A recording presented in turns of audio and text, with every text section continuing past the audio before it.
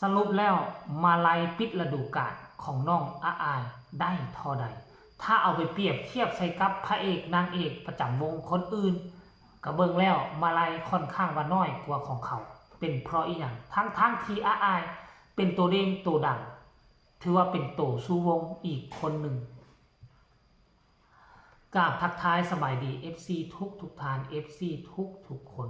มาพบมาพ่อกันในเศร้ามื้อนี้ค่อนข้างว่ามาซ่าแน่จักหน่อยนึงพอมื้อคืนนี้นอนดึกได้ไล่สดแล้วก็ได้เบิ่งทั้งเสียงวิหกเขาเจ้า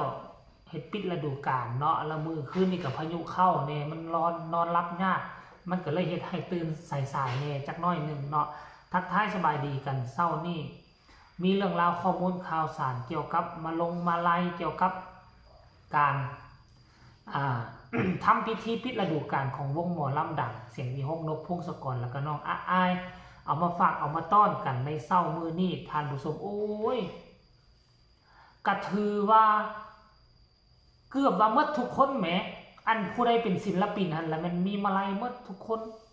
แล้วก็มีบางคนบางกลุ่มเป็นดองแดนเซอร์ก็ยังมีมาลัยน้ำมูเนาะพอฮักแม่ฮักถึงว่าฝนจะตกฟ้าจะห้องพอฮักแม่ฮักกะอยู่น้ำกันจนฮอดเต้ยลา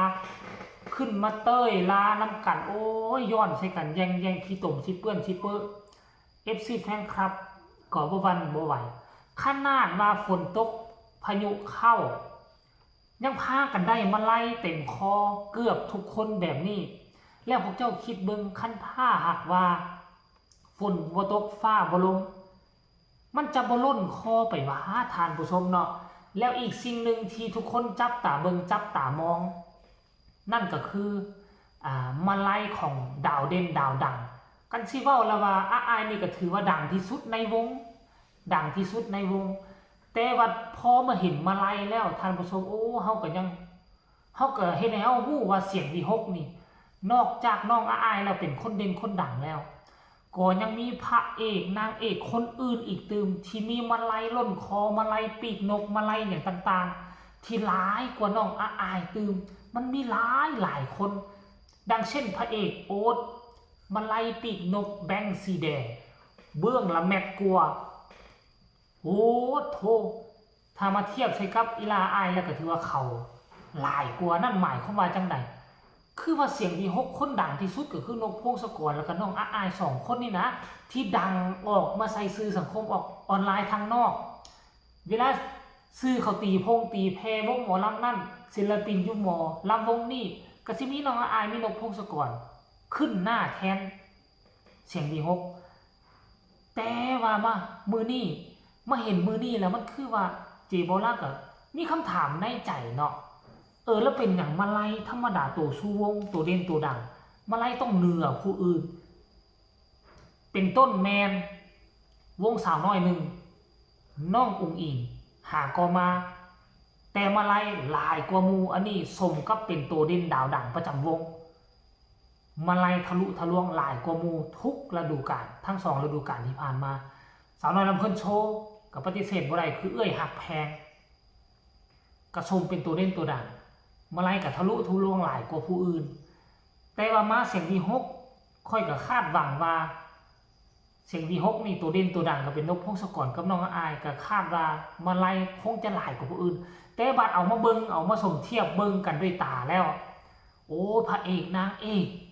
ตัวที่บ่เห็นคอยออกข่าวแต่คัดว่ามีมาลัยหลายกว่าเพิ่นอีกหลายกว่าน้องอายอีกเนาะแต่ว่าถึงยังไงก็ตามจะหลายจะน้อยอายกับคงบ่ว่าหยังเนาะเฮาก็เข้าใจสภาพว่า FC แฟนคลับของเขาอาจจะหลายกว่าน้องอายหรือบ่อยากให้ทุกคนไปเบิ่งคลิปนี้ในเช้าของมื้อนี้หลังจากเตยล่าเราจะมาพอกันในช่วงต่อไปปีฤดูกาลแล้วเด้อไปลองเด้อ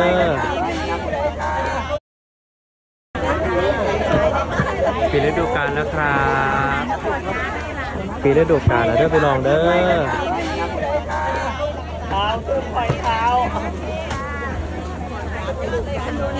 ไม่ค่ะเหลืออีกค่ะตัวที่สมอีกตัวนึงไม่ตัวที่สมอีกตัวนึงวันนี้ต้มตำไม่เติมขายฟรีนะจ๊ะ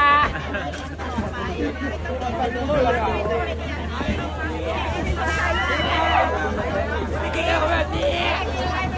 ปิดฤดูกาลแล้วพี่น้องอบอุ่นมากครับครับ ยอดมะพร้าว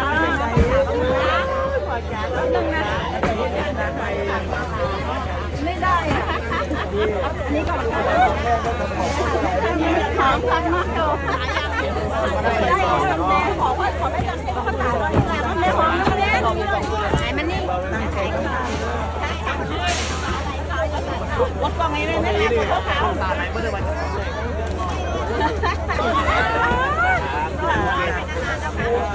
กลับบ้านนะลูก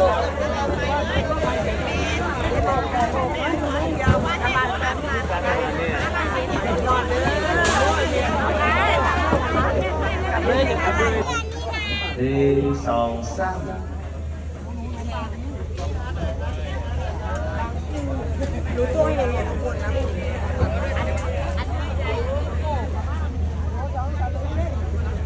เลิศเลิศเย่ก็ได้แล้วดีใจ1 2 3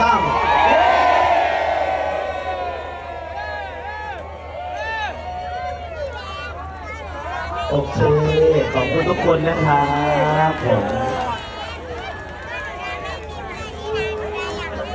โอเคครับยังปิดไมค์ได้เลยนะครับ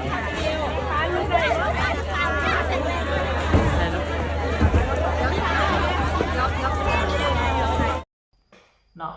อันนี้คือภาพบรรยากาศให้พวกเจ้าเบิ่งเอาหรือว่าบางคนก็อาจจะเห็นช่วง